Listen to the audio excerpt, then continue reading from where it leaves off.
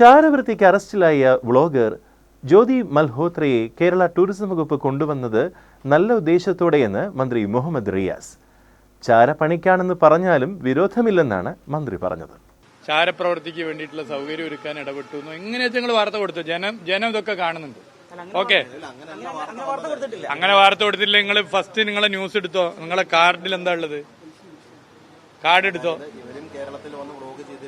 എങ്ങനെയാണ് ഇവര് വരുന്നതിന്റെ ക്രമം എങ്ങനെയാണ്, എന്താണ് ഏതാണ് എന്നൊക്കെ അന്വേഷിച്ചിട്ടല്ലേ ഇത്തരം വിഷയങ്ങൾ വാർത്ത കൊടുക്കേണ്ടത്.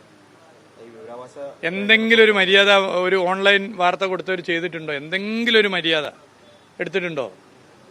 എടുത്തിട്ടില്ലല്ലോ. ചില്ലറ കളിയറ്റത് ചാരപ്രവൃത്തിയാ വിഷയോ, തമാശ കളിയാ. അവിടെ നിങ്ങൾ പറ്റുന്നവരൊക്കെ നിങ്ങളെ ചിലരോട് പറയും അടിച്ചാലൊന്നും വേദനിക്കില്ല, കാരണം ജനം നമ്മളെ കൂടെ ഉണ്ട്. അത് നല്ല ധാരണ നമുക്കുണ്ട്.